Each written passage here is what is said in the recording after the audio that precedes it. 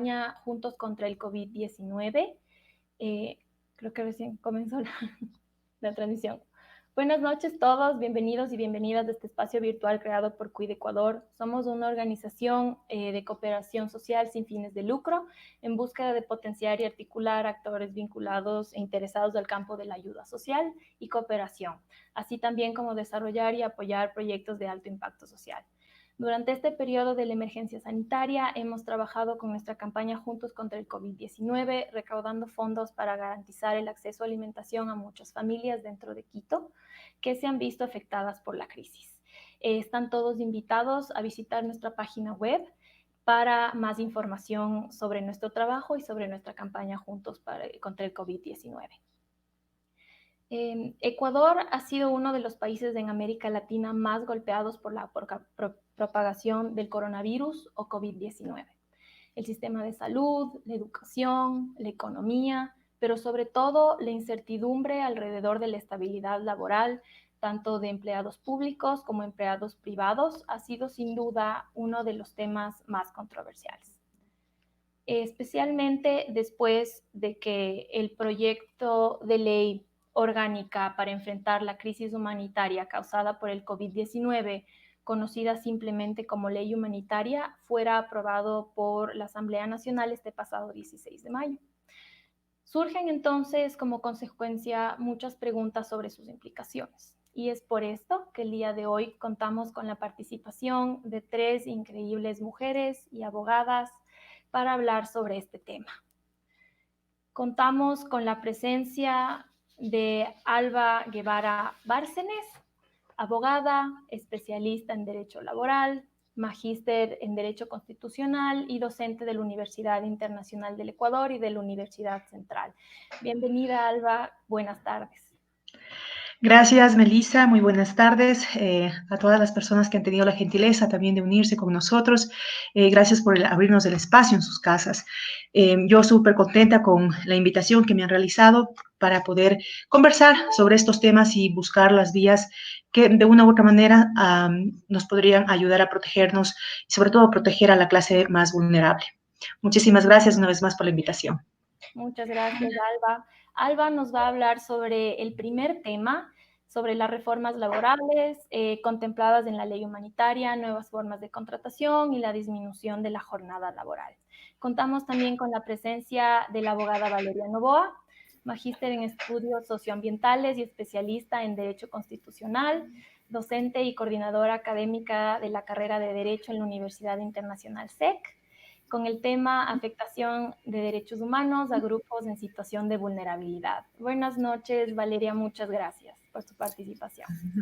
Buenas noches, querida Melissa. Para mí es un honor gigantesco el poder reencontrarnos en este espacio y compartir el panel con estas abogadas tan prestigiosas. Justamente mi intervención el día de hoy lo que busca es hacernos un poco reflexionar desde la perspectiva jurídica una problemática social que está encubriéndose de fondo a propósito del tema del COVID. Muchísimas gracias, Valeria, también por su participación. Para nosotros es muy valioso contar con su presencia. Y también tenemos a María Dolores Niño, abogada, máster en Derecho, docente de la Universidad Internacional del Ecuador y directora del Observatorio de Derechos y Justicia. Lolo nos hablará sobre el marco jurídico internacional aplicable a los derechos de los trabajadores y exigibilidad a nivel interno. Bienvenida, Lolo, buenas noches.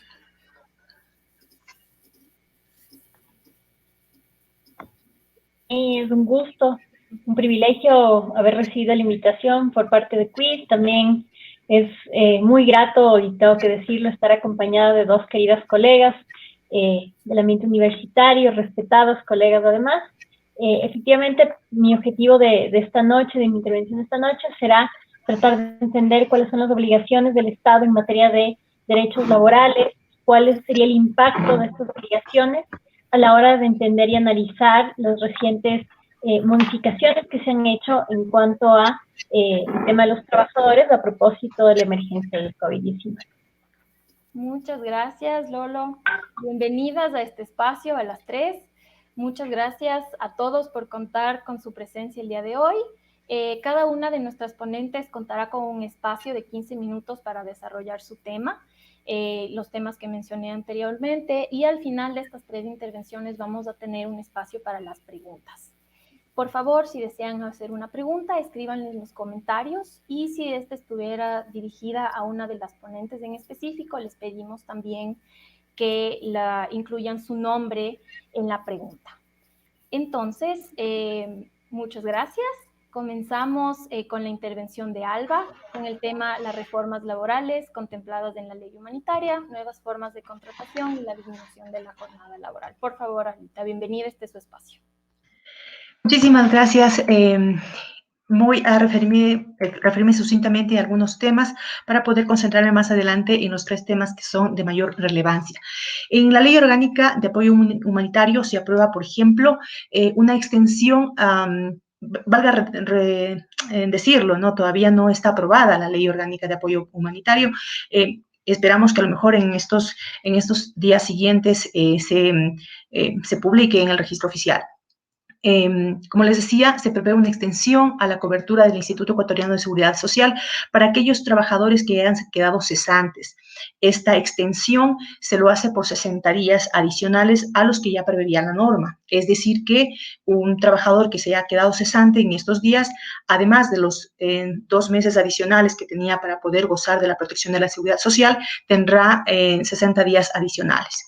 En este mismo contexto, también se aprueba un concepto de facilidades de pago respecto a los trabajadores, o más bien personas naturales o pequeñas empresas o trabajadores autónomos que no hayan podido cumplir sus obligaciones respecto a las aportaciones a la seguridad social entre los meses de marzo y junio del 2020. En este contexto, y aquí vienen ya las partes más complejas de esta mal llamada ley de apoyo humanitario, empezamos por el tema de los acuerdos. Yo en varios foros ya he sostenido mi disconformidad con este concepto de acuerdos, toda vez que en relaciones disímiles es imposible llegar a estos acuerdos. No obstante de eso, esta ley prevé que entre las partes, a fin de preservar, si se quiere llamar así, las fuentes de trabajo, entre las partes, empleador y trabajador, pues se realicen de común acuerdo una modificación de las condiciones económicas de la relación laboral. Esto quiere decir que si usted tiene un contrato por $1,000 o por $400 o por 500, usted podría modificar esas condiciones económicas de mutuo acuerdo. ¿Qué nos dice además? Obviamente que para llegar a estos acuerdos se necesita efectivamente que el empleador pues le pruebe la necesidad de suscribir este tipo de acuerdos. Prevén además que efectivamente de producirse un despido dentro del primer año de vigencia de esta ley, las indemnizaciones se van a calcular desde o con la última remuneración percibida por el trabajador antes del acuerdo. Y aquí hago otra vez un espacio, toda vez que, bien es cierto, tengo un acuerdo durante el primer año de vigencia en donde acordé que en lugar de mi remuneración de $1,000 me pagan $700, resulta que termina el primer año y me botan al mes 13, se me ocurre, resulta que las remuneraciones y las indemnizaciones se van a tener que pagar, pero con los valores nuevos que yo llegué al acuerdo, porque este acuerdo solo me va a respaldar durante estos 12 meses a efecto de estas indemnizaciones. Ahora, y además incorporan un concepto de imposibilidad de reclamar esto ante los tribunales, toda vez que nos dicen que cualquiera de las partes de la relación laboral que incumpla el contenido del acuerdo va a ser sancionado de conformidad con las normas establecidas en el Código del Trabajo. Entonces, así las cosas, pues, quedamos sujetos a las condiciones que, en este caso, el empleador nos pueda ofrecer respecto de si quiero o no quiero continuar con el trabajo. Y como yo les decía, en algún momento las condiciones a veces son tan complicadas que efectivamente al trabajador no se le está diciendo usted quiere firmar un acuerdo. Lo que se le está diciendo efectivamente es usted firme el acuerdo o se queda desempleado. Nos dicen además que para suscribir estos acuerdos tenemos que tener unas ciertas condiciones. Entre ellas, dice que efectivamente el empleador deberá presentar al trabajador de forma completa e íntegra, por ejemplo, los estados financieros, a efectos de que el trabajador pueda analizar si es necesario realmente que la empresa o someterse a ese acuerdo. Como segundo requisito es que se le impide, más bien hay una prohibición para el empleador de que estos recursos que se generen durante ese tiempo se tengan que administrar con eficiencia y transparencia, y además también una prohibición respecto de no reducir el capital de la empresa. En caso, lo que nos dice es que si hablamos de una empresa grande, que la mayoría de los trabajadores logren acuerdos, estos acuerdos serán aplicables inclusive para aquellos que no lo hayan suscrito. En aquellas empresas, en cambio, que existan contratos colectivos, pues obviamente estos acuerdos se tendrán que suscribir con los representantes de los trabajadores.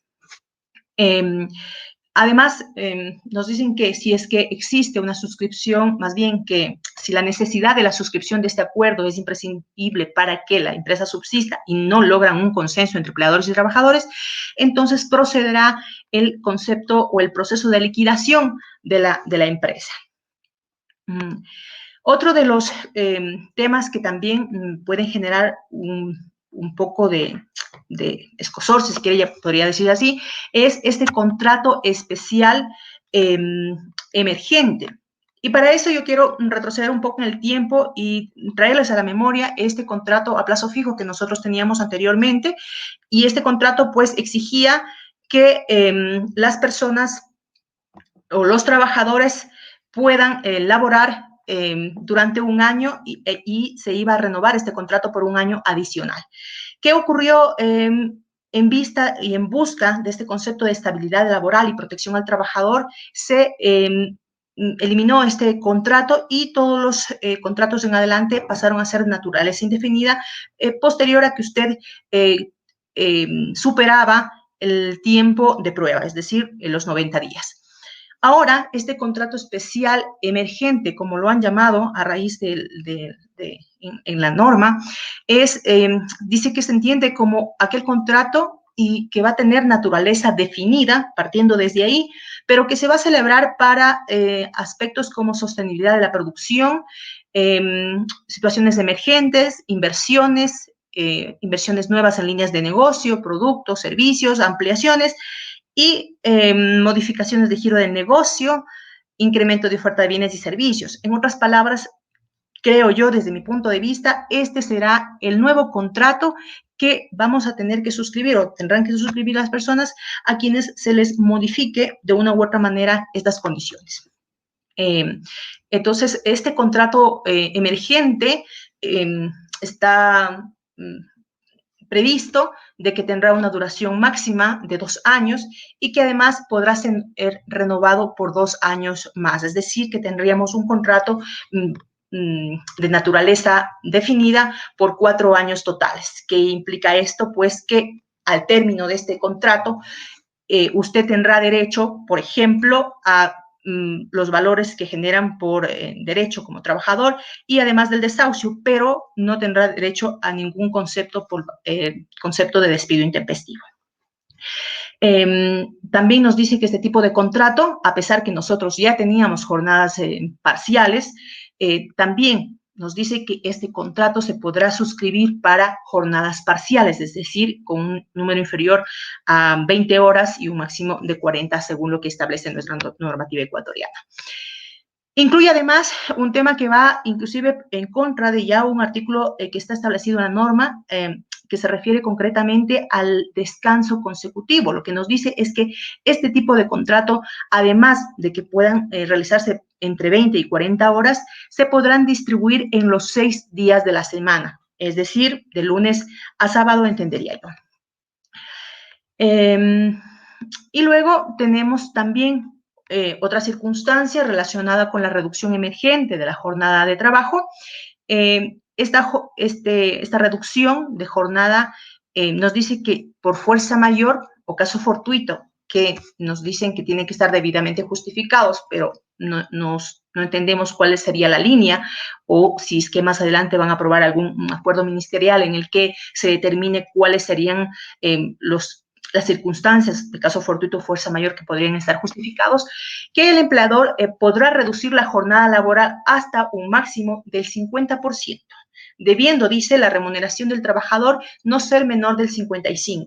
¿Qué quiere decir esto? Que si usted tenía un salario básico de $400, el valor que le correspondería en este sentido serían los $220, perdón, si le reducen la jornada en este 50%. Y además, obviamente, de esta reducción implica también la reducción del pago, tanto el aporte individual como el aporte patronal a la seguridad social de esta jornada reducida. Y además, esta reducción dice que se va a aplicar por 2 años y que además serán renovables por el mismo periodo. Lo que a mí me genera aquí es una preocupación tremenda, porque si bien me pueden contratar a través de un contrato eventual emergente, con unas condiciones, como ya hemos visto, un poco complejas, pero además en adelante podría solicitar el empleador una reducción emergente de la jornada de trabajo y estaríamos hablando de condiciones súper complejas para el trabajador. Obviamente la reducción, por ejemplo, en este caso de la jornada y la remuneración va a ser proporcional al valor que hayamos estado percibiendo respecto de nuestra remuneración antes de la reducción de la jornada. Lo que sí nos dice es que de producirse despidos, estas indemnizaciones y bonificaciones se van a calcular sobre la última remuneración mensual percibida por el trabajador antes de la reducción de la jornada. Pero aquí también vamos a hacer hincapié en un tema, es que el despido intempestivo, para poder reclamarlo, es una expectativa que solo el juez laboral puede concederle. Se incorpora además también un concepto por el tema de las vacaciones y concretamente nos dice que el empleador de manera unilateral nos podrá notificar si teníamos vacaciones acumuladas con la obligatoriedad del goce de las vacaciones o en su defecto va a poder compensar esas vacaciones con los días que no hayamos acudido a trabajar. Y luego, como acto de generosidad, si se quiere decir así, las prestaciones del seguro de desempleo para requerir, por ejemplo, el seguro de desempleo, nos dicen que se modifican estas condiciones a, por ejemplo, 24 aportaciones acumuladas o de manera simultáneas y además nos dice que estas deberían al menos ser consecutivas los últimos 6 meses. Y de encontrarse en situación de desempleo, podría hacerlo a partir del 10º día de que usted se encuentre cesante. Pero aquí mi preocupación va más allá de eso. Si bien han acortado los tiempos para poder acceder al seguro de desempleo, la norma de la Seguridad Social sigue vigente. Y la norma dice de manera clara que el seguro de desempleo procede siempre y cuando no haya sido por, en este caso, un tema imputable al trabajador. Por lo que yo no podría firmar como trabajador un acuerdo de que me quiero desvincular de la empresa, por ejemplo, si es que no voy a poder hacer uso de este seguro de desempleo. Si ustedes abren por curiosidad la página del Seguro Social y buscan y dicen seguro de desempleo, requisitos, y le va a aparecer de manera clara en el que dice que usted no tuvo que haber renunciado o no tuvo que haber un acuerdo para acceder a este seguro de desempleo. Y adicionalmente, si bien el teletrabajo para todos nosotros resultó como ser una novedad y nosotros lo teníamos aprobado dentro de los acuerdos ministeriales, no así dentro de nuestro Código de Trabajo, se produce ya una reforma al Código de Trabajo vigente en el que se incluye el teletrabajo, entendiéndose como el teletrabajo esta forma de prestación de servicios con uso de las tecnologías.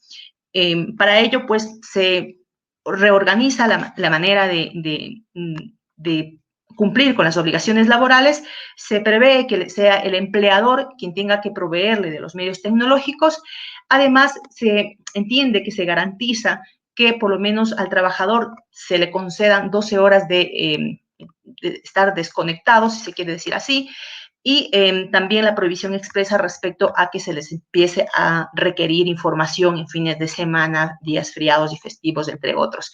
Cosa que, como hemos visto, el teletrabajo en estos días, o posiblemente habrá que atribuirle también a la condición que estamos viviendo de la pandemia, que el trabajo ha sido seguido en todas las horas que se han podido realizar. Y dentro de esta clasificación del teletrabajo, además, se incorporan figuras para el teletrabajo, entre ellos los autónomos, considerados como aquellos que van a poder realizar su actividad en algún lugar pequeño, en su casa, en una pequeña oficina, los móviles, los que van a utilizar solo los dispositivos electrónicos, los clasifica también como parciales, aquellos teletrabajadores que laboren, por ejemplo, 2 días o 3 días en la casa y el resto del tiempo en la oficina, y aquellos ocasionales que serán o se requerirán por temas ocasionales en este momento. Entonces, aquí se genera también un tema de, es cierto que el teletrabajo ha resultado, tiene ciertas ventajas, pero también habría que regularlo de mejor forma para que no exista o que se pueda considerar, porque no es lo mismo que un teletrabajador tenga su remuneración básica de $400, que trabaje todo el tiempo en su casa, y además el teletrabajador tendrá que pagar luz y entre otros valores que podrían incrementar su costo de vida. De todas maneras, no sé que este salario va a ser pactado entre las partes en función de las reglas que ya están establecidas en este mismo Código del Trabajo. También, vista el traspié, imagino yo, del Ministerio del Trabajo cuando pretendieron insinuarnos que al menos que la COVID no resultaba ser enfermedad profesional, más que nada para las personas que estaban en las líneas de fuego, luego lo revirtieron, pero ya han incluido como enfermedad profesional también aquellas relacionadas con los síndromes respiratorios. Y es importante también señalar que, a ver, yo creo que esto también responde a las presiones que posiblemente pudieron haber tenido como para regular esto. El 169, el artículo 169 en el 6 concretamente nos hablaba del caso fortuito, la fuerza mayor. Y desde este punto de vista ni siquiera había necesidad de una interpretación. No obstante, nos han interpretado en qué sentido. Nos dice, la imposibilidad de realizar un trabajo por caso fortuito o fuerza mayor estará ligada al cese total y definitivo de la actividad económica del empleado, sea persona natural o jurídica, que tenga la imposibilidad cuando el trabajo no se pueda llevar a cabo por medios físicos habituales como medios alternativos que permitan su ejecución, ni aún por medios telemáticos. Como yo les digo, ni siquiera había necesidad de regular porque el 169.6 era muy claro y es el juez del trabajo el que tenía que haber determinado de manera clara si es que se aplicaban las causales, más bien si se aplicaban las condiciones para considerar el caso fortuito fuerza mayor como causal de terminación del contrato de trabajo. Nosotros hemos visto, y de hecho ayer en el informe a la Nación dijeron que ya hemos perdido 150,000 plazas de empleo y que esperamos al término del año perder una especie de 500,000 plazas de empleo. 40,000 denuncias y están en el Ministerio del Trabajo respecto de estas formas unilaterales y despidos intempestivos que, como hemos visto, también han sido vergonzosos por parte de los empleadores que en muchas ocasiones, y es muy conocido, que hubieron empresas que pagaron a sus trabajadores por 20, 22, 25 años de servicios entre $400, $280 y una circunstancia así, que además yo creo que quisieron o se están aprovechando de estas circunstancias para desvincular trabajadores que ya desde luego tienen otros derechos como por ejemplo la jubilación patronal. Y en este contexto creo que es importante y eso me imagino que se puede abordar más adelante con las compañeras que conocen el derecho internacional. Nosotros tenemos, pues, convenios suscritos, y entre ellos está el 158, que nos dice este convenio de la OIT técnicamente cuáles serían las formas por las cuales sí se justifica una terminación del contrato. Hasta aquí mi exposición. He intentado cumplir con los tiempos que se me ha concedido. Muchas gracias, Dalvita, por su intervención. Bueno, como nos dice Aldita, en relación al IE se prevé una extensión para los trabajadores que pierdan su empleo por un periodo adicional a 60 días, que se suma a los 2 meses que ya estaba contemplado. También se habla de los acuerdos entre empleador y empleado, que menciona Aldita que no se pueden dar de la manera en la que están contemplados, ya que son relaciones disímiles de poder. Como tal, se sugiere más bien, o Elvita sugiere, que se hagan que de común acuerdo se realice una modificación de los acuerdos económicos entre empleado y empleador. También se habla de los despidos que se den dentro del primer año después de ser aplicada la ley humanitaria, de ser aprobada la ley humanitaria, en lo cual dice que las indemnizaciones se calcularán solo sobre la última remuneración percibida antes de darse el acuerdo y habrá indemnización solo dentro de estos 12 meses. También se habla del peligro al que se ve envuelto el empleado al quedar sujeto, o probablemente poder quedar sujeto en muchas ocasiones a las condiciones que establezca el trabajador para no quedarse sin empleo. Para suscribir estos acuerdos entre empleado y empleador, Aldita nos menciona condiciones que están contempladas en la ley humanitaria, como la presentación de los estados financieros de la empresa al empleado, no reducir el capital de la empresa y optimización de los recursos económicos. También se habla de que en el caso de que la empresa requiere de un acuerdo y este no se diera, la empresa puede iniciar un proceso de liquidación. Se habla del contrato emergente y se lo compara también con el contrato a plazo fijo que teníamos en épocas anteriores. El contrato emergente tiene una naturaleza definida por 2 años y con una renovación de 2 años adicionales para temas puntuales. Y además, la persona que esté bajo esta figura de contrato no tendrá derecho a ningún valor o remuneración por concepto de despido intempestivo. También hablamos de la reducción de las jornadas parciales con un mínimo de 20 horas a la semana y un máximo de 40 horas a la semana, que se pueden distribuir en 6 días, es decir, que también se pueden incluir los fines de semana. Sin embargo, se habla de que no hay una claridad en cuáles son las condiciones que justifican la reducción del acuerdo. La reducción de la remuneración también va de acuerdo a la reducción de la jornada, que puede ser hasta máximo el 50% de la que se trabajaba antes y no se puede percibir menos del 55% de la remuneración que se recibía antes de la reducción. El aporte al IES, el aporte patronal también se reduce en los mismos porcentajes y los despidos se dan sobre la última remuneración antes de hacer la reducción de la jornada. Se habla también de las vacaciones en las cuales el empleador puede decidir de manera unilateral sobre cuándo el empleado puede tomarlo y también puede hacer un cruce de días con los días de inasistencia del empleado. Del teletrabajo se hace una reforma al Código del Trabajo en el cual se incluye esta figura. Se dice que el empleado tiene que proveer los medios tecnológicos el empleador debe proveer los medios tecnológicos para que el empleado pueda realizar sus labores y debe haber 12 horas de desconexión. Las figuras del teletrabajo se dan los empleados autónomos que trabajan desde casa, desde la oficina, los móviles, parciales y también ocasionales para temas puntuales.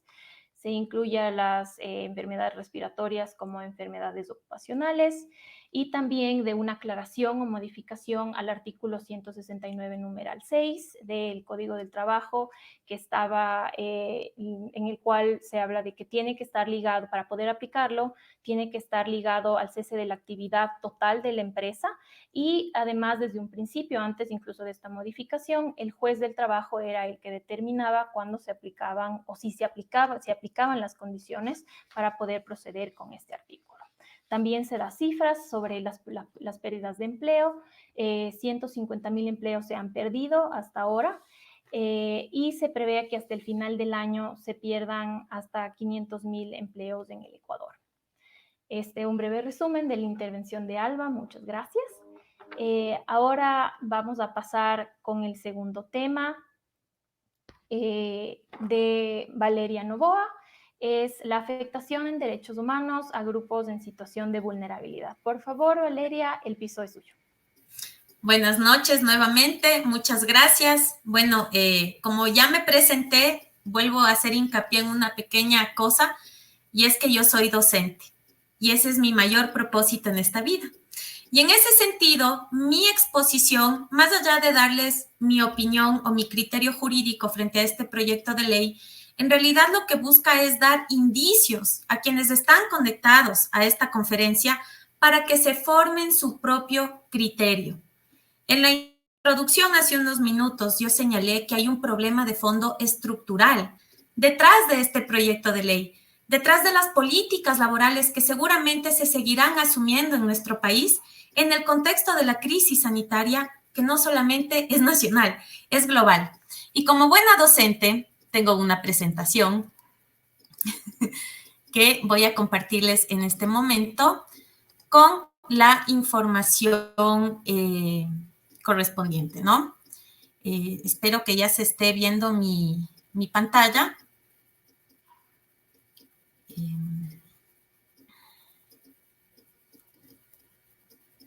Sí, bueno, voy a dar inicio. Sí, ya apareció mi pantalla, gracias. Bueno, la afectación de los derechos humanos en grupos en situación de vulnerabilidad.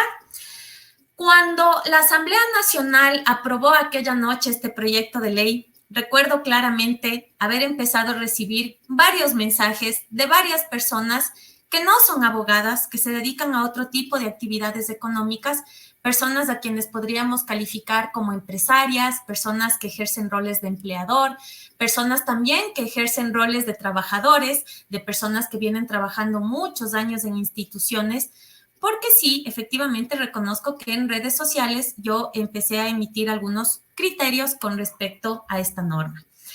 Y mi formación, o tal vez mi deformación, es ser abogada, así que no puedo evitar pensar el contenido de esta ley en términos jurídicos. Y la primera pregunta que prácticamente me hacía la gente era si es que podía el Estado entrar a regular de forma limitante derechos humanos como son los derechos laborales. Y claro, ahí la pregunta, ustedes pueden ver en la pantalla, está construida en términos un poco más jurídicos y dice, ¿pueden entrar en conflicto los derechos fundamentales con el interés general? Es decir, ¿podría el Estado limitar, restringir a través de una norma derechos fundamentales de un grupo de personas en pro del beneficio del colectivo? Y en ese sentido, ¿cuál es el límite, aunque sea redundante, que tiene el legislativo para limitar el ejercicio de los derechos fundamentales a través de las normas? Pues con respecto a la primera pregunta, la respuesta es sí. Claro que pueden limitarse los derechos fundamentales, pero, y con respecto a la segunda, siempre y cuando no se vulnere el contenido esencial del derecho en cuestión. Los derechos fundamentales, y esto seguramente conocen los colegas que me están escuchando, tienen un límite, porque yo no puedo ejercer mi derecho al punto en el cual limito el ejercicio del derecho del otro. Razón por la cual el órgano legislativo entra a poner los límites del ejercicio de cada uno de nuestros derechos a través de los cuerpos normativos. Pero como es bastante obvio, esos límites jamás podrán tocar el centro, el corazón de ese derecho fundamental. Y en materia laboral, el corazón, la regla fundamental que no puede ser transgredida por ninguna norma, es la dignidad, es el trabajo digno, porque justamente los derechos laborales de los cuales hoy gozamos son el resultado de luchas y movimientos sociales de muchos años que trataron de erradicar las prácticas de servilismo bajo el pretexto de un contrato laboral. De ahí que muchas legislaciones, muchas cortes, exista vasta jurisprudencia y doctrina que nos hable respecto a que el límite de los derechos fundamentales al trabajo siempre va a ser la dignidad, pero también encontramos situaciones como la libertad, la accesibilidad, que la jornada y la remuneración sean adecuadas, que haya estabilidad laboral, que haya igualdad y no discriminación, ¿no? Y quiero que nos quede claro a todos y a todas que se pueden limitar los derechos laborales, sí, En el contexto de la emergencia sanitaria del COVID, sí, pero jamás puede tocarse el núcleo esencial que es la dignidad o trabajo digno. A continuación, ustedes ven una imagen en la cual esta debió haber sido tal vez la estructura del proyecto de ley, ¿sí? En el cual los legisladores entienden el contenido esencial de los derechos laborales, entienden que la dignidad en materia laboral no puede ponerse en juego y a continuación sí desarrollar un proyecto de ley. Contrario a lo que hubiéramos esperado, que es lograr como esta flecha curva de crecimiento, en realidad lo que esta normativa podría potencialmente estar generando es una relación de poder. ¿Por qué? Yo no voy a dejar las conclusiones de mi ponencia al final. Les voy a decir las conclusiones en este momento y a continuación voy a explicar por qué yo concluyo esto. Primero, con esta norma, la flexibilidad laboral se legalizaría, porque el Estado ya no va a garantizar en estricto sentido los derechos laborales conectados con la estabilidad y la dignidad de las personas. Segundo, usar de pretexto al COVID para limitar derechos laborales y transgredir el contenido esencial de los mismos no es pretexto, porque de acuerdo con la Constitución del Ecuador, en su artículo 32, el derecho a la salud también se vincula con otros derechos, entre ellos el del trabajo digno. Además, de acuerdo con nuestra misma Constitución, en su artículo 33, el trabajo es un derecho y un deber social, que entre otros factores incluye el pleno respeto a la dignidad, a remuneraciones y retribuciones justas y al desempeño de un trabajo saludable, libremente escogido y aceptado. Finalmente, el artículo 326 de nuestra Carta Magna establece en el numeral 2 como principio que los derechos laborales son irrenunciables e intangibles y que será nula toda estipulación en contrario. Como bien la doctora Guevara ya nos explicó de manera muy precisa y muy experta el contenido del proyecto de ley, a continuación yo rescato artículos del capítulo 3, que se denomina Medidas para apoyar la sostenibilidad del empleo, en donde yo les quiero plantear a ustedes algunas preguntas, porque como les decía, mi interés es que usted se forme un criterio, no que acoja mi criterio. En el artículo 16 encontramos el tema de los acuerdos entre trabajadores y empleadores para la preservación de la fuente de trabajo. Yo pregunto, ¿hay libertad de las partes en la negociación? Porque se pueden cambiar ahora las condiciones laborales, aun cuando estas ya fueron establecidas previamente en un contrato. Pero ¿será que existe esta situación en la cual el trabajador está en la condición de refutar la propuesta de su empleador? En el artículo 18 del mismo capítulo, en cuanto a las condiciones mínimas para la validez de los acuerdos, en el artículo 3, encontramos lo que ya nos mencionaba la doctora Guevara, en la cual se señala que en el caso, digamos, que no se alcancen los acuerdos con la mayoría de los trabajadores, estos serán obligatorios incluso para aquellos que no quisieron adherirse. Por lo tanto, además en este acápite se señala que estos cambios, estos acuerdos deberán ser informados al Ministerio del Trabajo. No es que se ponen bajo la aprobación del Ministerio del Trabajo. Por lo tanto, mi pregunta es, ¿el cambiar un contrato previamente establecido con todas las garantías bajo el régimen anterior implicará una vulneración de los derechos laborales, de los derechos colectivos? Las garantías que nosotros tenemos en materia laboral debieron ser siempre velados por el Ministerio del Trabajo. ¿Qué rol va a cumplir entonces ahora el Ministerio, ya que simplemente se queda en el nivel, en mi opinión, de ser informado, no de autorizar? Y también les hago otra pregunta. ¿Se está restringiendo el derecho al contrato colectivo del trabajo, a la organización laboral? En el mismo artículo 18, en el numeral 4, se establece que si es que no se quiere adherir a los acuerdos, ¿sí? el empleador podrá iniciar el proceso de liquidación.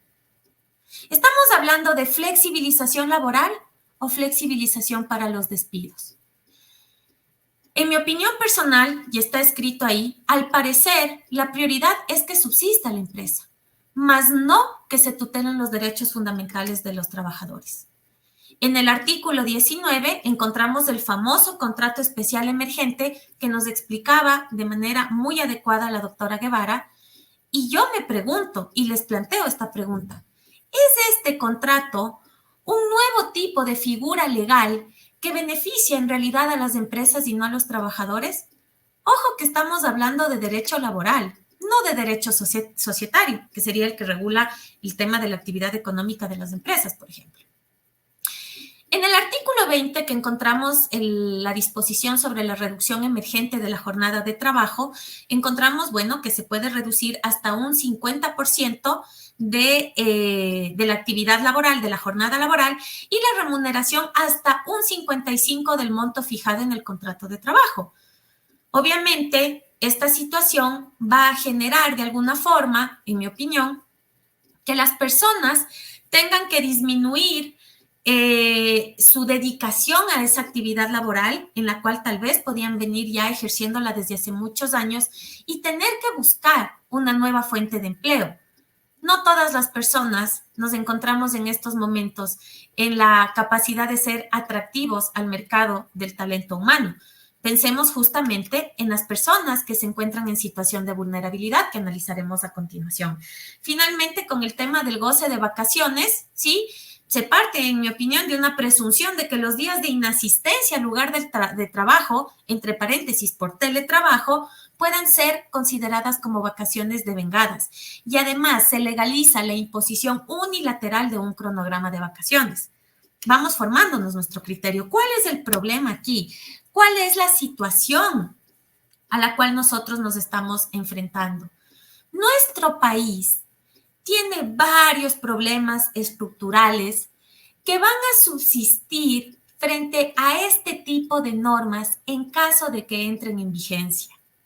Nosotros tenemos no solamente que la generalidad de los ecuatorianos se encuentran en esta situación de potencial vulnerabilidad en materia de derechos laborales, sino que además presentamos una dinámica interna en la cual hay mucha exclusión y no existe la viabilidad jurídica, política y social de tutelar adecuadamente a estos grupos de personas. En el cuadro que están mirando en la pantalla, ustedes encuentran que nos enfrentamos a dos situaciones con las personas en situación de vulnerabilidad en materia laboral. Por un lado tenemos discriminación y por otro lado tenemos la invisibilización. En materia de discriminación aparece la aporofobia, que es este rechazo a las personas pobres, a las personas en situación de pobreza. Tenemos tradicionalmente mucho sesgo etnicista. Adicionalmente, tenemos situación de discriminación con las personas refugiadas y migrantes y también hacia las personas del medio rural.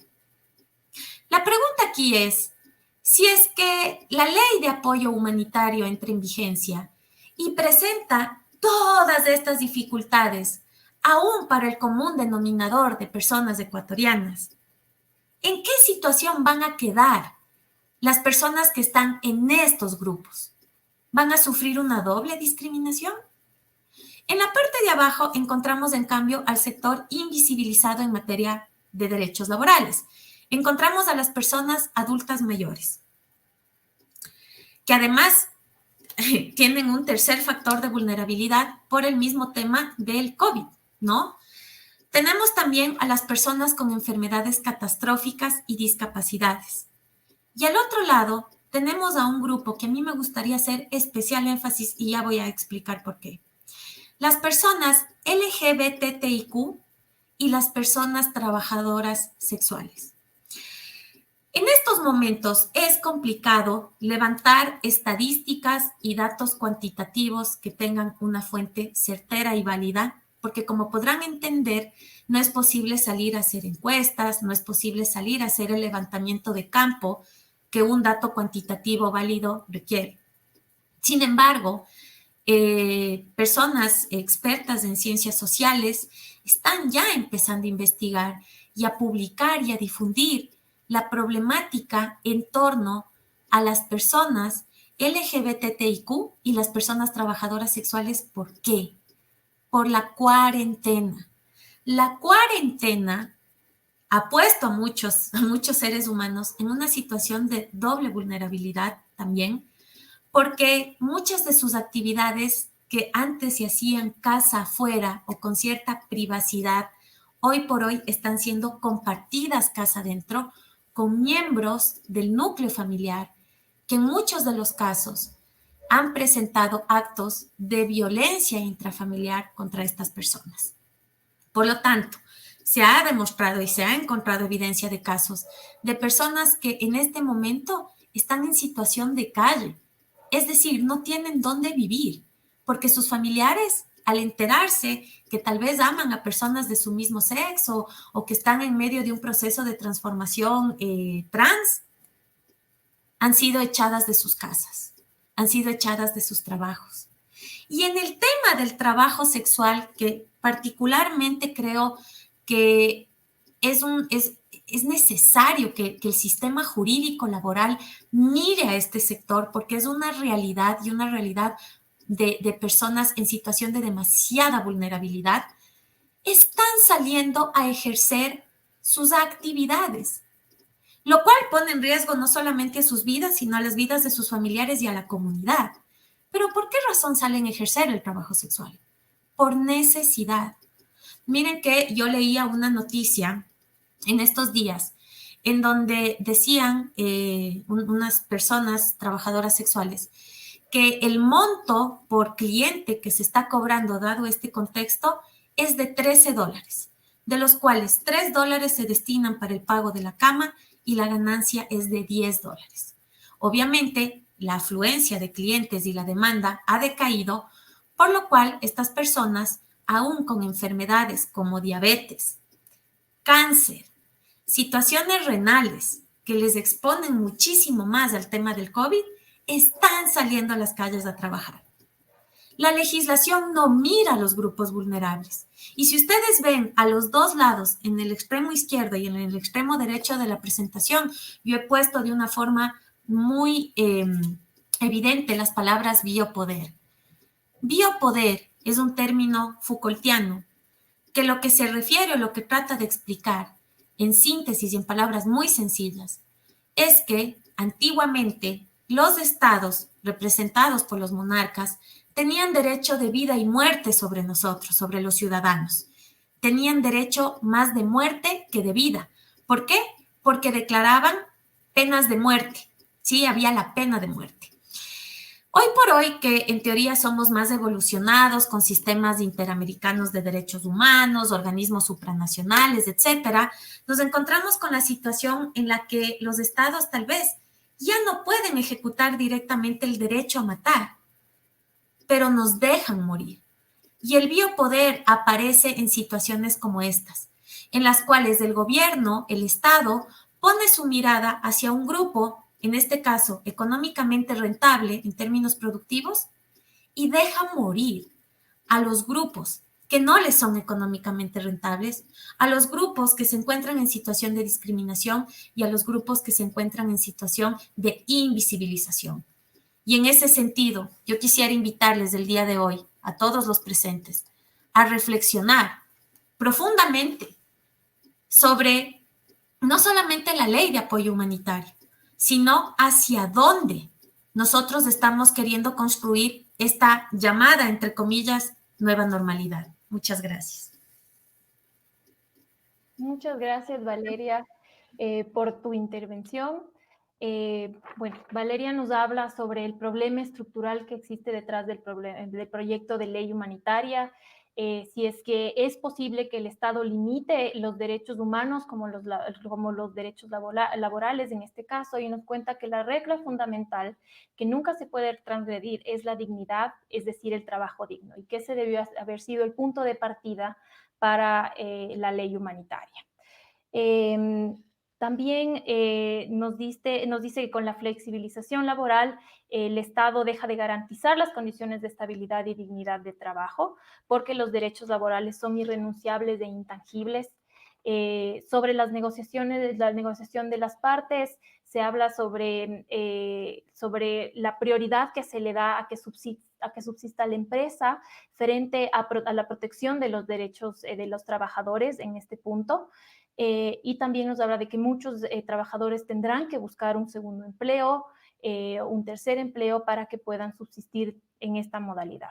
Sobre las vacaciones, también cuando se presume que los días de teletrabajo se pueden cruzar con estos, es también un tema álgido. Y sobre los grupos vulnerables, nos dice que también hay un problema estructural en el que el Estado no puede tutelar adecuadamente a los grupos vulnerables, en especial o también en materia laboral. Entonces hablamos de migrantes, hablamos de personas con enfermedades catastróficas, personas parte de la comunidad LGBTI, personas con capacidades especiales, con adultos mayores, y se nos pone la pregunta de frente si es que en este caso, con la ley, estas personas estarán sufriendo una doble discriminación. Y nos invita también a reflexionar sobre todos los puntos que fueron conversados anteriormente. ¿Listo?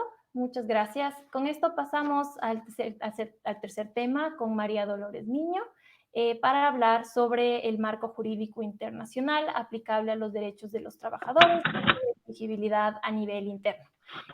Por favor, Lolo, el piso es suyo. Muchísimas gracias, Meli. Se me ha pedido esta tarde que hable un poco de cuáles son los estándares internacionales en materia de derecho del trabajo. Y quiero explicarles a ustedes por qué esto es necesario. No asumo que todos los que nos están viendo la noche de hoy han tomado clases de derechos humanos o conocen de derechos humanos. Entonces, ¿por qué esto es importante? En realidad, Ecuador tiene un marco constitucional que ya garantiza y protege el derecho al trabajo, pero además, a la luz de otras obligaciones adquiridas a nivel internacional, también está obligado a respetar y garantizar el derecho al trabajo.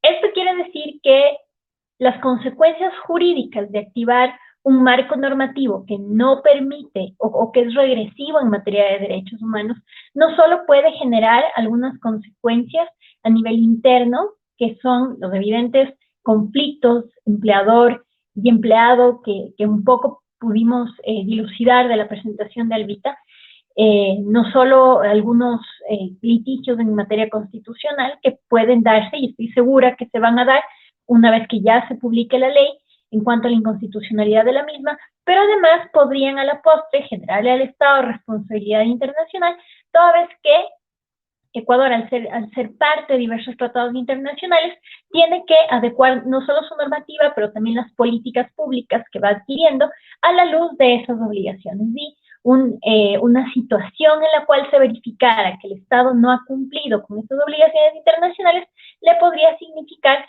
procedimientos en foros internacionales. En el caso del Ecuador, los dos más probables son aquellos pertenecientes al Sistema Interamericano de Derechos Humanos o el Sistema de Naciones Unidas.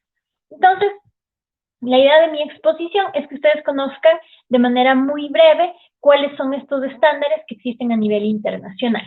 Quiero contarles cómo voy a dividir mi exposición. En primer lugar, quiero hablarles un poquito del tema de derechos económicos, sociales y culturales en el contexto del derecho internacional público, que ha tenido una evolución, que es importante conocerla. Luego, aterrizaré ya al derecho del trabajo en sí mismo, en los aspectos normativos o donde está regulado, así como su contenido esencial. En tercer lugar, hablaré de algunos casos emblemáticos desde el sistema interamericano, donde la Corte ha ido dando sentido y alcance a este derecho, y terminaré refiriéndome a las obligaciones que para el Estado supone tanto estas normas como la jurisprudencia desde los distintos órganos. Entonces, lo primero que tenemos que entender aquí es que en realidad desde el surgimiento del derecho internacional positivo de los derechos humanos, es decir, desde que se empieza a acuñar estos derechos en tratados internacionales, empezó existiendo una discusión con respecto a la exigibilidad de estos derechos económicos, sociales y culturales. ¿Por qué? En realidad, si ustedes revisan los trabajos preparatorios, por ejemplo, de la Convención Americana sobre Derechos Humanos, se darán cuenta, o parecería ser, que había una intención clara de incorporar dentro de los tratados, que ahora contienen solamente derechos civiles y políticos, a otros de naturaleza económica y social. Esto también lo podemos asumir, por ejemplo, de los dos textos que anteceden a la Convención Americana. Me estoy refiriendo a la Carta de la OEA, por un lado, y también a la Declaración de Derechos y Deberes del Hombre, que es el tratado, digamos, de naturaleza soft law que precede a la Convención Americana. En estos dos hay referencias expresas al derecho al trabajo. Específicamente en la Declaración Americana se habla del derecho a trabajar y se habla también de una obligación de trabajar, lo cual es interesante porque no solo se lo considera como un derecho, sino también es una suerte de aporte que todos los seres humanos hacemos al entorno que vivimos dentro de los estados para mejorar el estado y de alguna manera garantizar que este funcione adecuadamente. Asimismo, la Declaración Universal de Derechos Humanos contiene disposiciones que expresan de manera clara que toda persona tiene derecho al trabajo y a la libre elección de su trabajo. Y en este sentido, un poco la Declaración Universal da un saltito adicional de la Declaración Americana, en el sentido de que establece de manera clara el derecho a trabajar y el derecho a elegir un trabajo. Y esto es importante porque ahí empieza a diseñarse o empieza a estructurarse cuáles son las dimensiones reales del derecho al trabajo. ¿Qué es lo que pasa posteriormente? Ya cuando empiezan los trabajos preparatorios con respecto ya a los tratados internacionales con fuerza vinculante, había a la par este debate, que era un poco producto de la Guerra Fría, con respecto a la exigibilidad de los derechos económicos, sociales y culturales. En concreto, ¿qué se decía? Decían un sector importante en el ámbito de la comunidad internacional y la doctrina decían que estos derechos, llamados económicos, sociales y culturales, por su naturaleza, porque siempre suponen para el Estado devengar insumos de carácter económico, no podían ser exigibles, porque ¿qué pasaba con estos estados que no los podían suministrar? Estados pobres, por ejemplo. Y un poco a la luz de esa discusión que le estoy resumiendo muy brevemente, ni el Pacto Internacional de Derechos Civiles y Políticos, ni la Convención Americana sobre Derechos Humanos terminan incluyendo estas disposiciones que de manera específica reconozcan en esos textos los derechos económicos, sociales y culturales, donde está incluido el derecho al trabajo. Lo que sucedió después es que se crearon protocolos adicionales respectivamente, tanto a nivel de Naciones Unidas como a nivel del sistema interamericano, donde se consagraba este derecho. En el caso del sistema de Naciones Unidas, ya hace varios años, y un poco a la luz de que progresivamente en el debate se ha ido superando este tema de la jerarquía de los derechos, de que hay derechos que son más importantes que otros y que por tanto podrían ser más exigibles. Esta discusión ya se superó en el año 1993 y se estableció en realidad que todos los derechos humanos son interdependientes, son indivisibles y que ninguno está jerárquicamente por encima de otros. Un poco atendiendo a esto, el Pacto Internacional de Derechos Económicos, Sociales y Culturales incluye una cláusula en la que se permite iniciar o presentar peticiones individuales, también por el protocolo adicional, que esto es algo que en el sistema interamericano todavía no ha pasado. En el sistema interamericano, en el año 1999, o sea, bastante tarde, entra en vigor el protocolo que se conoce como el Protocolo de San Salvador de Derechos Económicos, Sociales y Culturales, donde está incluido el derecho al trabajo. ¿Cuál es el gran defecto que tiene el Protocolo de San Salvador? Que no es posible o mejor dicho, las personas que en un Estado hubieran visto sus derechos vulnerados, los derechos que contiene el Protocolo de San Salvador, no podrían hacerlos justiciables a través de los mecanismos de petición individual que son propios de los órganos del sistema interamericano, estas peticiones individuales que se entran a la comisión y que luego se elevan a casos ante la Corte Interamericana. Sin embargo, el Protocolo de San Salvador establece dos excepciones a esta regla general de que ninguno de estos derechos son susceptibles de litigio, si ustedes quieren, ante los órganos del sistema interamericano. Estos dos derechos son el derecho a la educación y el derecho a la huelga, que es parte del núcleo esencial de los derechos de los trabajadores. No obstante a eso, hoy por hoy, la Convención Americana de Derechos Humanos recoge en su artículo 26 es que este es un artículo genérico, si ustedes quieren, donde se dice que ciertos derechos económicos, sociales y culturales, así en abstracto, no se refiere claramente a ninguno, tendrán que ser garantizados por los estados de manera progresiva, es decir, en la medida de que sus posibilidades se lo vaya permitiendo. Pero el artículo 29 de la propia Convención Americana de manera clara dice que en ningún sentido ninguna de las disposiciones del tratado podrán ser leídas en el sentido de menoscabar el ejercicio y goce de ningún derecho. Otra disposición importante en materia de interpretación de derechos humanos en general es aquella que establece que si es que se otorga desde la legislación interna de los estados mayor protección a un derecho, entonces tiene que prevalecer de alguna manera esa protección más favorable.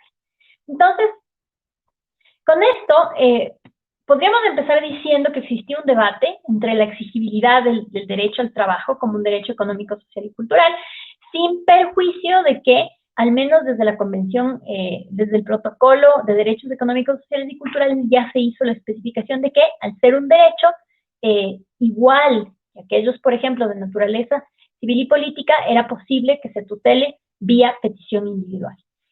En el caso del sistema interamericano, si bien no se protege el derecho a tener un trabajo en su totalidad, lo que sí se ha hecho es proteger al menos una de las aristas del derecho al trabajo, que es el derecho a la huelga, ¿sí? Entonces, con esto, voy a dar paso a la esencia del derecho al trabajo y cómo está consagrado. Cuando hablamos de la esencia del derecho, nos estamos refiriendo a, cuando hablamos del derecho al trabajo, ¿a qué nos referimos? ¿Qué nomás implica el derecho al trabajo? El derecho al trabajo tiene varias aristas. No me voy a detener mucho en artículos ni en números, simplemente porque no tenemos demasiado tiempo. Pero en realidad, lo primero que tenemos que saber con respecto al derecho al trabajo es que es un derecho que tiene una doble dimensión. Tiene una dimensión individual y tiene una dimensión social. ¿Cuál es esta dimensión individual?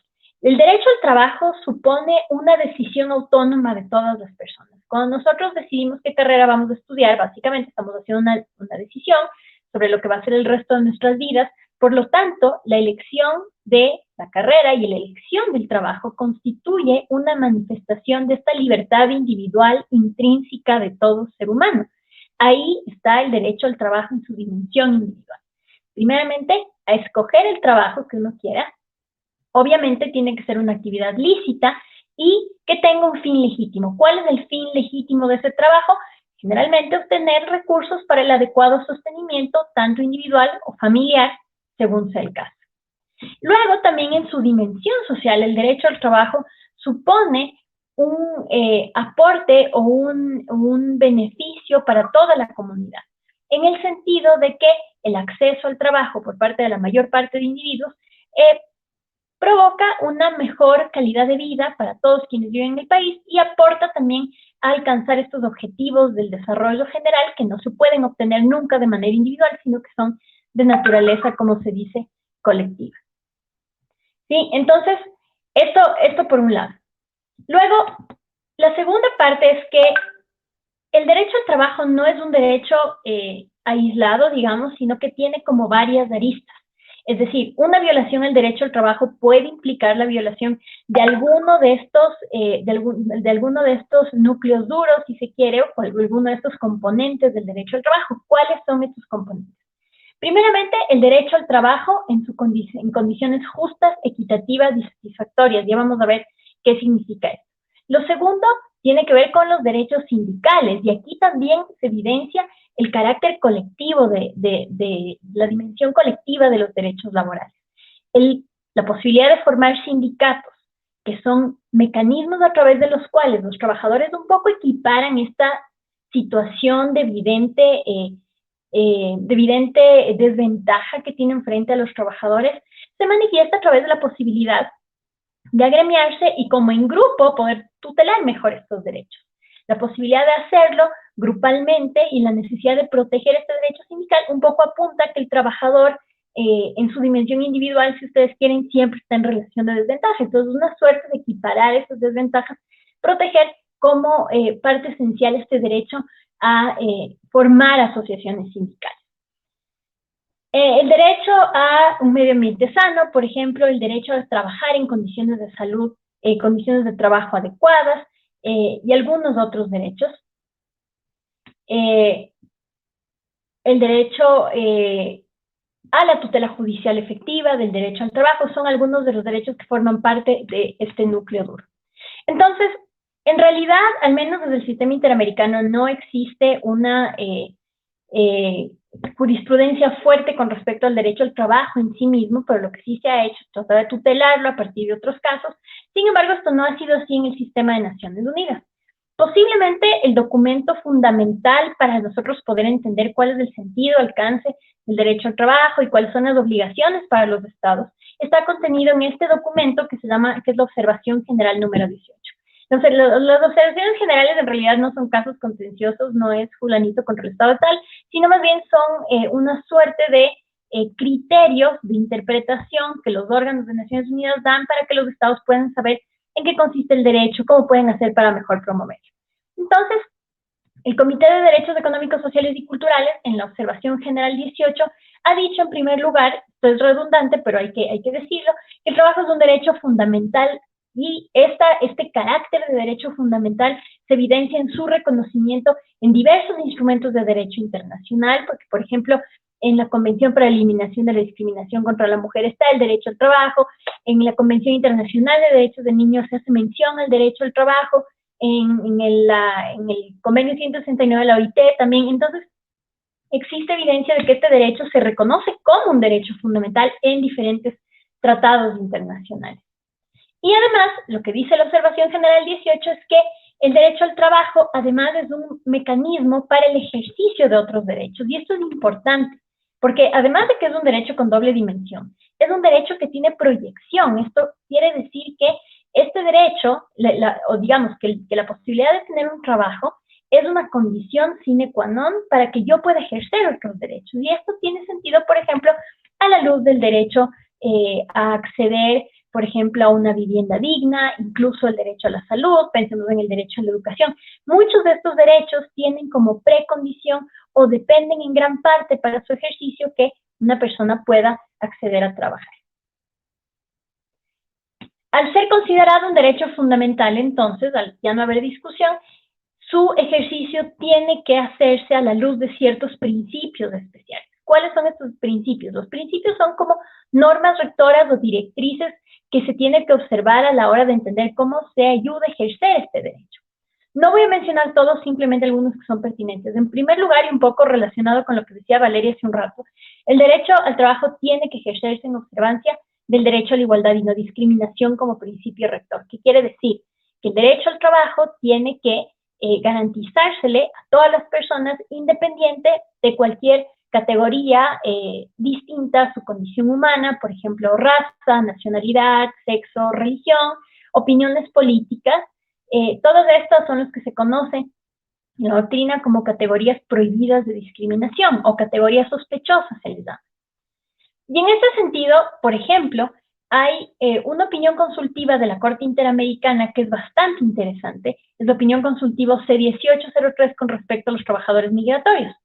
En esa opinión consultiva a la Corte Interamericana se le preguntaba sobre si el hecho de que una persona fue un migrante irregular, un migrante ilegal, como se dice ahí, el término no es correcto, pero es lo que popularmente se dice, puede solicitar la tutela de sus derechos laborales en igualdad de condiciones. ¿Esto por qué? Porque habían llegado algunos casos a cortes federales en Estados Unidos donde los jueces de esas judicaturas habían indicado que el hecho de que un trabajador sea irregular automáticamente le permitía al empleador inobservar estos derechos, por ejemplo, a la seguridad social, a ser indemnizado en caso de despido intempestivo, a asociarse con otros trabajadores y el derecho a la huelga, y lo habían dicho así categóricamente. Y como Estados Unidos no es parte de la Convención Americana, entonces la vía de alguna manera que México tomó para proteger a sus nacionales, que eran los afectados por esta decisión, era solicitar una opinión consultiva a la Corte Interamericana. Y la Corte lo que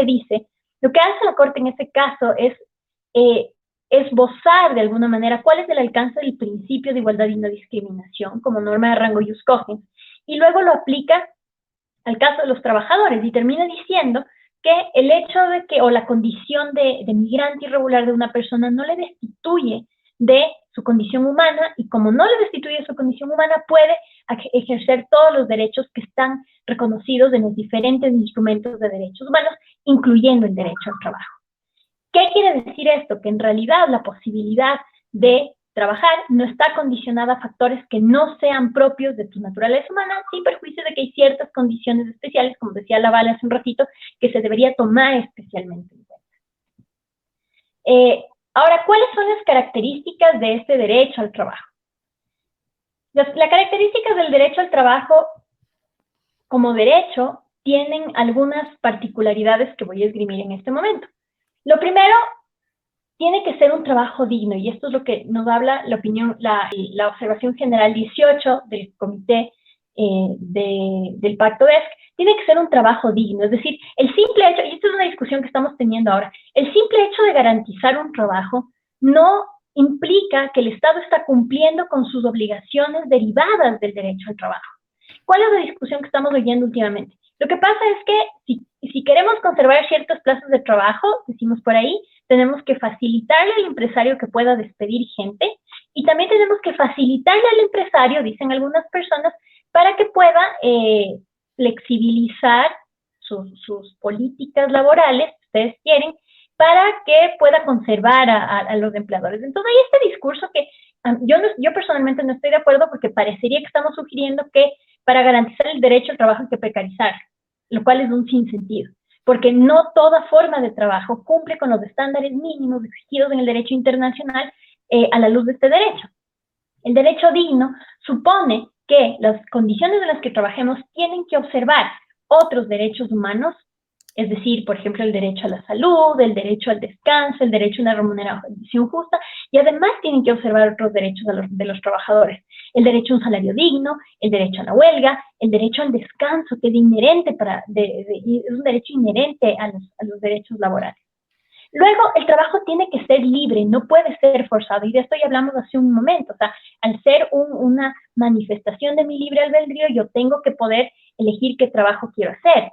Pero además tengo que poder elegir, esa libertad también supone que el trabajador tiene que tener una verdadera libertad, es decir, poder elegir libre de coerción las condiciones bajo las cuales va a hacer su trabajo. Y esta posiblemente es la parte que a mí más me preocupa de todos los cambios legislativos que se han hecho últimamente, porque tengo serias dudas con respecto al hecho de que si los trabajadores pueden o no elegir libremente las condiciones bajo las cuales quieren trabajar. Parecería ser más bien que el hecho de que se hagan estos pactos entre empleador y empleado, dada la naturaleza asimétrica y desigual del derecho al trabajo, podría decantar en empleados que, por la necesidad de seguir trabajando, tuvieran que aceptar condiciones de trabajo que no respetan el principio de dignidad humana y que además no son libres, porque ellos en realidad no lo quieren hacer, pero se ven forzados dada esta coyuntura de absoluta crisis económica y precariedad. Otras dos características esenciales del derecho. Perdón que te corte, mil disculpas, pero ya tenemos que pasar a la sección de preguntas, entonces no sé si tal vez podemos tener como una última frasecita para poder terminar con tu intervención. Sí, efectivamente, el derecho al trabajo en realidad como un derecho humano no puede ser libremente menoscabado, libremente suspendido o restringido ni por el Estado ni por particulares. Y esto es importante porque si bien para al Estado le genera esta obligación de crear un marco jurídico que sea compatible con estas características del derecho al trabajo, por otro lado también le genera la obligación de proteger de posibles arbitrariedades a los trabajadores. Entonces, en este sentido, vemos que las dos cosas no se están cumpliendo. Por un lado, se crea un marco jurídico que es incompatible con el principio de dignidad humana y con el principio de libertad para elegir el trabajo, y por otro lado, parecería ser que se favorece un trato, una situación de desigualdad entre empleador y empleado, que además incumpliría esta obligación que tiene el Estado de verificar que también los particulares cumplan con este derecho cuando tienen trabajadores a su cargo. En este caso, puedo extenderme un poquito más en las preguntas porque había ciertas cuestiones de algunos casos que quería tocar. Entonces, si es que ya nos pasamos del tiempo, mil disculpas. En realidad pensé que me faltaba, podemos seguirlo más adelante. Listo. Muchas gracias, Laura, por tu valiosa intervención. Ahora vamos a pasar a la sección de las preguntas. Hemos recibido varias muy interesantes que merecen respuesta por parte de nuestras ponentes. La primera pregunta que tenemos va dirigida para Alba, de Lorena Valencia, que nos pregunta, ¿dónde se puede calcular el seguro de desempleo?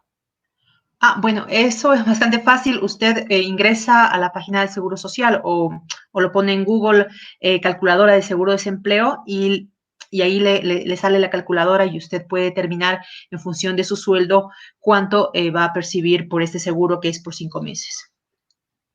Listo, perfecto. Muchas gracias, Anita. La segunda pregunta es para Valeria. Vinicio Merizalde nos afirma que Ecuador no es un país competitivo y que el empleo solo crecerá en caso de que las empresas también crezcan y se internacionalicen. ¿Cuál es su apreciación?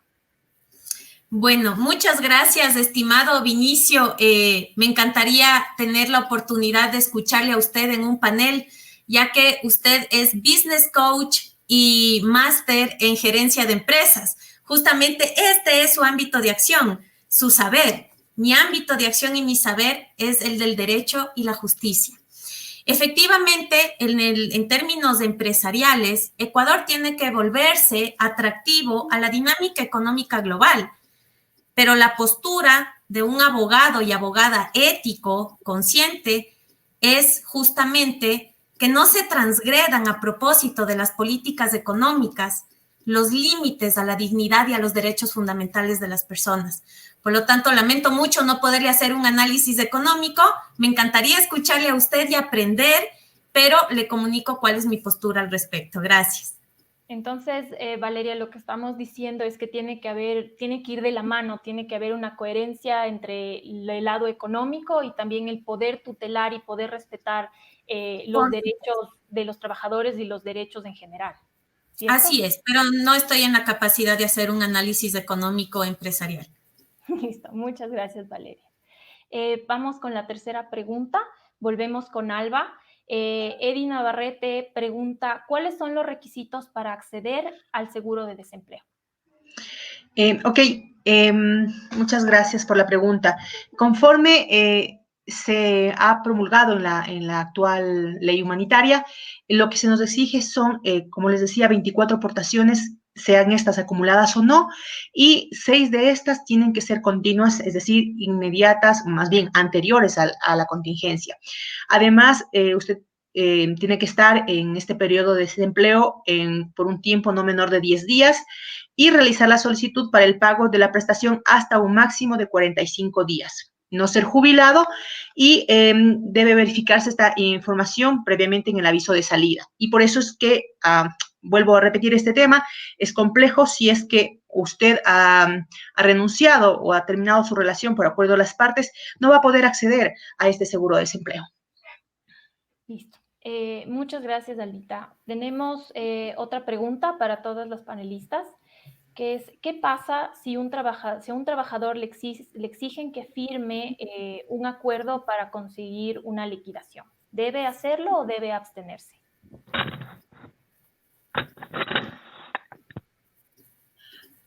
Voy a responder en principio. A ver, yo creo que cuando empecemos en principio pensando cuál es la forma de terminación del contrato. Si realmente se quiere dar por terminado y es un despido, como yo les decía, hay que pensar efectivamente que el despido no es un derecho, es una expectativa que se resuelve ante el juez. Y en este contexto, cuando vamos a audiencia, ya en la parte procesal, existe una fase de conciliación en donde se discute respecto de esta expectativa frente a lo que el empleador le puede cancelar. Visto desde este modo, yo creo que si el acuerdo al que puedo llegar es beneficioso, considerando además ciertos temas como el tiempo que me puede llevar llegar a obtener los recursos por los que estoy reclamando, tengo que hacer este análisis respecto de cuánto es lo que me están ofreciendo versus cuál es mi expectativa. Pero siempre el escenario, si primero consultar a un profesional o consultar a los consultorios jurídicos de las universidades y hacer un análisis para sí de si quiere o no quiere firmar este acuerdo. Sí, y tal vez, yo creo que se lo puede analizar desde diferentes ópticas. En ese sentido, yo creo que habría que tomar en cuenta esto que mencionábamos hace un ratito de que todas las relaciones laborales tienen que respetar este principio fundamental de la libertad que tiene el empleado para tomar sus decisiones alrededor del trabajo, de acceder al trabajo o de irse del trabajo. Y cualquiera de las dos decisiones que se tome vía vía forzosa, digamos, serían incompatibles, al menos desde una perspectiva de derechos humanos. Y yo creo que aquí, más allá de la ley, porque las leyes pueden tener muchas falencias o pueden permitir pueden estar redactadas de una forma suficientemente ambigua que permitan arbitrariedades, que yo creo que esta es la preocupación que todos compartimos con respecto a las recientes reformas, ¿no es cierto? Pero en esos casos, de todas maneras, la pelotita creo que pasa, como dice Alba, a los jueces, y los jueces tienen, creo yo, en este punto que asumir su rol como garantes de los derechos, es decir, los jueces no están solo ahí para leer el código y aplicarlo, los jueces en un Estado de Derecho y Justicia tienen un rol fundamental de ser, como digo, garantes de estos derechos y tienen que asumir esto. Y, por ejemplo, y esto es algo que me faltó un poquito de tiempo para decir en mi exposición. A nivel del sistema interamericano, por ejemplo, hay una línea jurisprudencial de casos, los casos de los trabajadores en Perú de diferentes ámbitos del sector público, que eran despedidos masivamente y, como les digo, el derecho al trabajo en sí mismo no puede ser tutelado a través de los sistemas. Lo que se hacía era tutelarlo a través de violaciones de los artículos 8 y 25 de la Convención, que son garantías judiciales.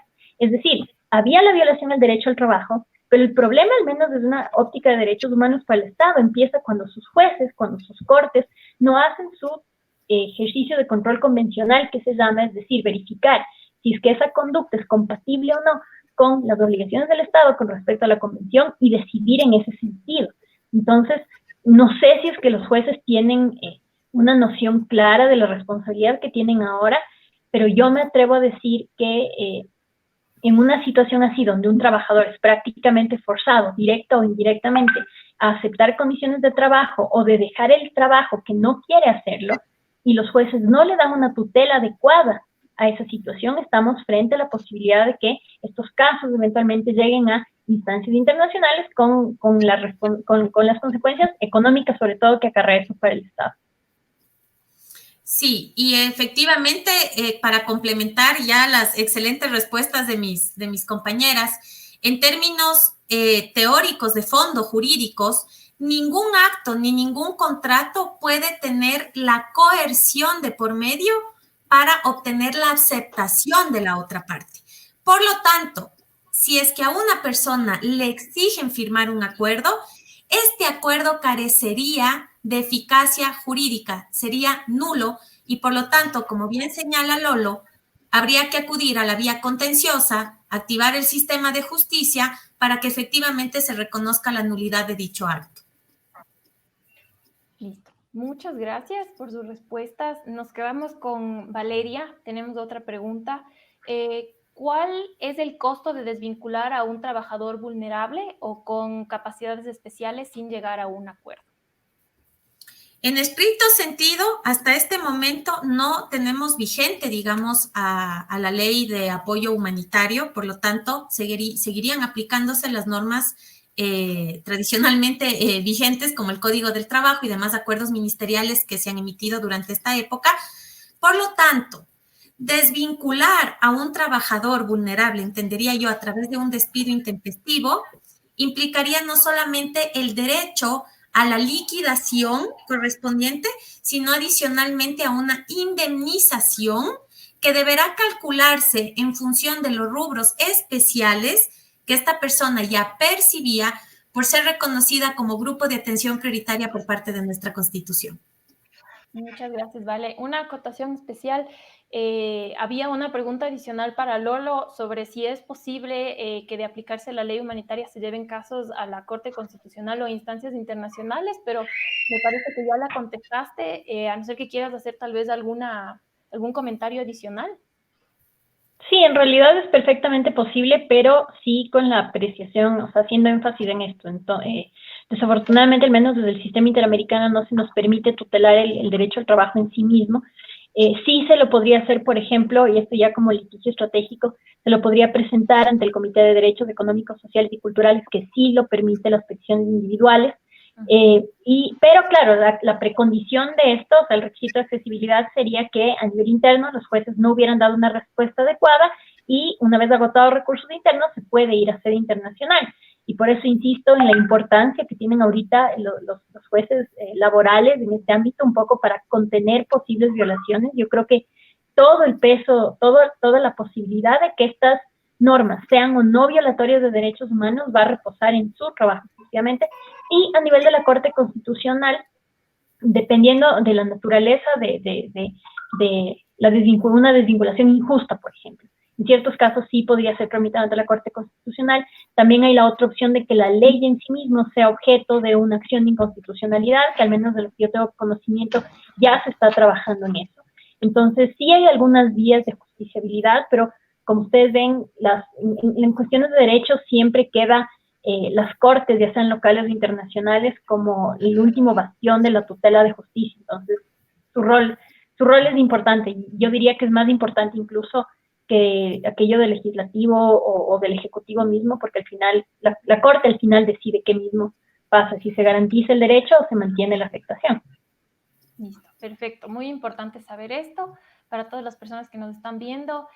Tenemos otra pregunta para Alba, de Adriana Arroba. ¿Qué se puede hacer en los casos donde los asistentes del hogar, me imagino que están hablando de empleadas domésticas, no están asistiendo a cumplir con sus labores?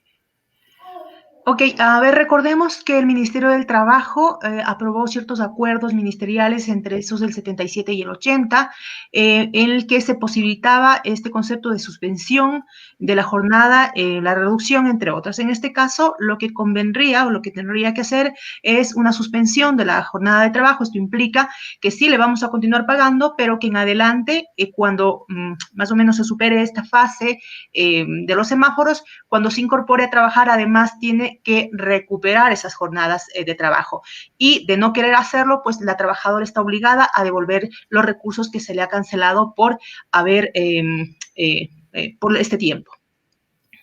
Muchas gracias, Albita. Tenemos otra pregunta y en esta me imagino que tal vez podrán escoger quién quiere contestar o si quieren contestar todas. Desde el lado del trabajador nos preguntan cuál es el procedimiento correcto para la aplicación del artículo 166 del Código del Trabajo, sección 9. Así está la pregunta. Perdón que interrumpa, ¿no será 169? Sí, seguramente sí, pero en la pregunta nos ponen así.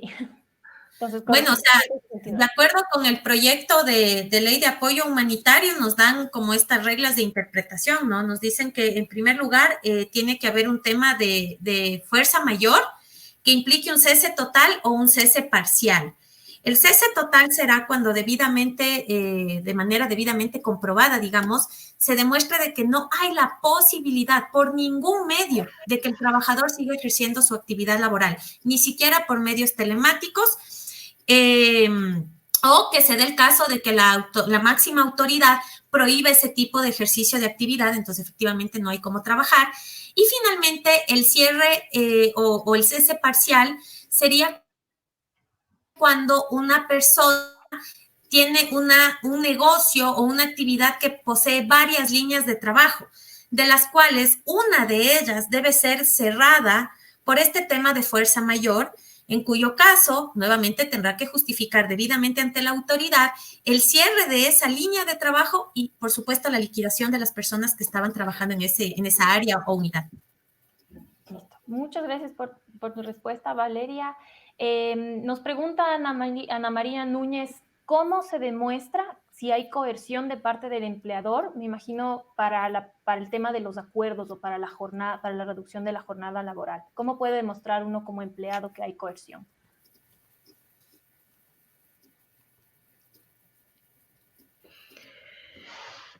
Bueno, yo creo que esto es bastante complejo y es por eso que hace rato cuando conversábamos respecto de que si me dicen, ok, si firmas un acuerdo y en lugar de pagarte de los 10 años de trabajo los $10,000 que corresponden, te quiero dar 6,000, por eso es que yo valoraba el tiempo y valoraban ciertos conceptos, irme a juicio, esperar un tiempo para obtener los recursos, porque así como el despido, como les digo, es una expectativa, probar la parte de la coerción también es bastante complejo. Entonces, creo que eso sí requiere un análisis, ya hablando, por ejemplo, de cómo, si quiero despedir a alguien o yo me quiero proteger como trabajadora de que no me despidan, ciertos temas que pueden hacer los trabajadores, pero la coerción como tal es súper, súper complejo. Yo no puedo justificar simplemente que yo si no me quedaba sin trabajo. Eso es bastante complicado.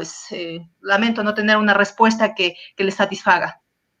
Bueno, muchas gracias, Alita. Y tenemos la última pregunta para cerrar esta sección, que dice, ¿quién debe justificar el despido para acceder al seguro, al seguro de desempleo? ¿El empleador o el empleado?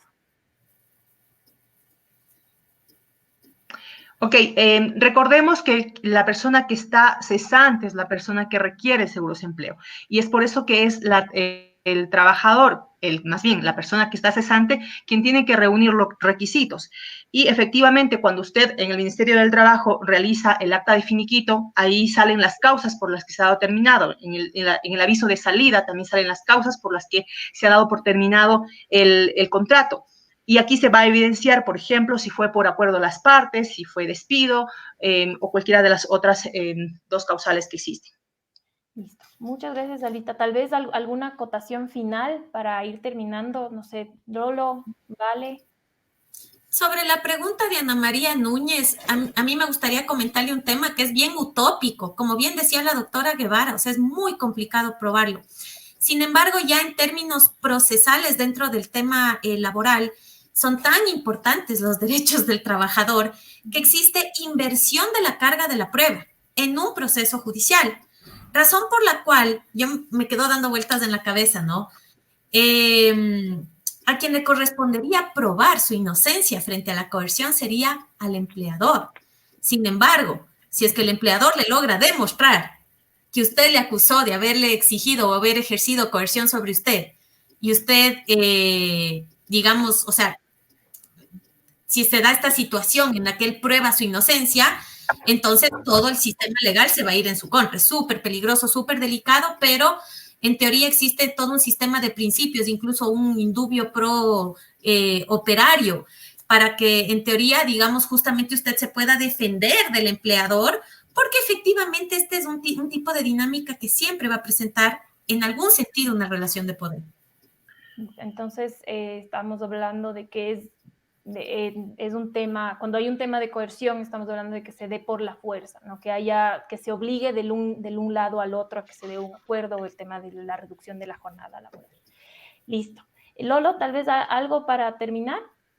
Sí, yo creo que en ese caso, y esto es muy complicado a la luz de cómo es nuestra cultura jurídica, nosotros somos un país que pertenecemos a una familia de derecho civil, como se conoce, y el derecho civil se caracteriza por ser estrictamente formales y estrictamente rígidos en cuanto a las cuestiones probatorias. Y muchas veces creo yo que no se tiene en cuenta que estos jueces que deciden en el ámbito laboral en realidad no están haciendo, no es un trámite cualquiera, ni es un litigio entre civiles cualquiera, no es lo mismo un contrato de la compraventa de un vehículo que el contrato que yo hago con mi empleado, ¿no es cierto? Porque hay un derecho fundamental de por medio que no hay cuando hago la compraventa del auto, por ejemplo. Entonces, lo que es importante es que los jueces a la hora de resolver sepan que no es simplemente una discrepancia con respecto a un contrato, sino que se trata del ejercicio de un derecho fundamental, y ahí la parte probatoria cambia un poquito.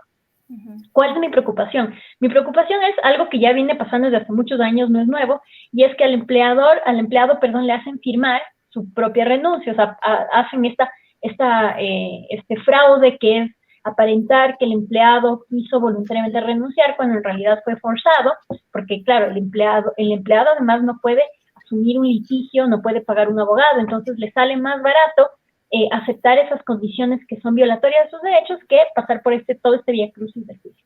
Pero en todo caso, al juez, yo creo que los jueces tienen también esta responsabilidad de evaluar la prueba a la luz de la naturaleza del proceso. Este es un proceso que al final del día tiene que ver con derechos humanos y por lo tanto tiene que admitir más pruebas o una valoración de la prueba distinta.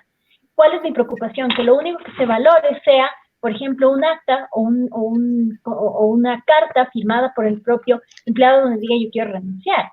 Porque a la luz de todo lo que está pasando, es muy posible que se esté forzando un poco, chantajeándoles un poco. Entonces, en ese sentido, creo que hay que ver como la integralidad de la situación, tomar en cuenta que estamos frente a un derecho humano, que ese derecho humano tiene que leerse a la luz del principio pro persona, del indubio pro operario que mencionaba la Vale hace un rato, y además tiene que hacerse o protegerse a la luz de este principio del carácter irrenunciable del derecho. Entonces, yo trabajo mucho con jueces y operadores judiciales e insisto, este es un tema que al final del día tienen que asumir los jueces de cara a tutelar derechos humanos y no solamente resolver conflictos de carácter contractual. Y si los jueces deben entender la diferencia de uno y otro, creo yo que podemos aspirar a que menos derechos sean vulnerados. Muchas gracias. Bueno, una vez terminada la sección de preguntas, creo que de parte de todos podría decir que este espacio ha sido definitivamente muy enriquecedor y han dado ustedes tres, Alba, Valeria y Lolo, luz a un tema que estaba en la oscuridad para muchos empleados, tanto públicos como privados, y esto es algo muy, muy rescatable que estamos haciendo en este espacio ahora. Entonces, les queremos agradecer nuevamente por su valiosa, increíble participación. Tres mujeres excepcionales, abogadas, profesionales, docentes. Bueno, una vez más, muchas gracias. Recuerden que pueden revisar nuestra página web de Cuida Ecuador para informarse sobre nuestra campaña Juntos contra el COVID-19 y ayudarnos a seguir llevando, seguir llevando alimentos a familias que lo requieren durante esta crisis sanitaria. Muchas gracias. Esto ha sido todo por el día de hoy. Y buenas noches a Alba, Valeria, Lolo. Un gusto haber compartido este espacio con ustedes tres. Gracias, Meli, y muchas gracias a Bernardo también. Muchas gracias.